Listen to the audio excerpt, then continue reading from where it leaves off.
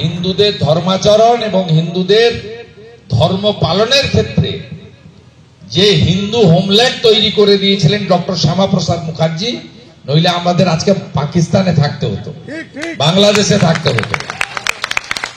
সেখানে আমাদের ধর্মাচরণের ক্ষেত্রে এত বাধা। আমি মনে করি মা সব দেখছেন।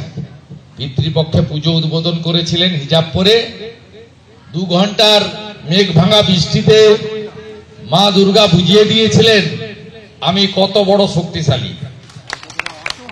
আপনারা আমাদের ধর্মাচরণে বাধা দিচ্ছেন, ভাইদের বাধা দিচ্ছেন, সমস্ত কার্যকর্তাদেরকে আয়োজকদেরকে বাধা দিচ্ছেন। একজন দেখছেন, ইনি তার বিচার করবেন। বাসন্তীর উপচরিতে সর্বশত্রু বিনাশিনী রূপম দেহি জয়ং দেহি যশো দেহি কৃষজহি। মা আপনার এই অস্ত্রগুলো দেন অভয়া থেকে দুর্গাপুর আইকিউ সিটি, আমরা যাতে ধর্ষকদের শেষ করতে পারি, এটাই হোক মায়ের কাছে আমাদের প্রার্থনা। আর জাস্টিস ফর আরজি করকে ভুলিয়ে দেওয়া যাবে না, যত নাটকবাজি করেন না কেন।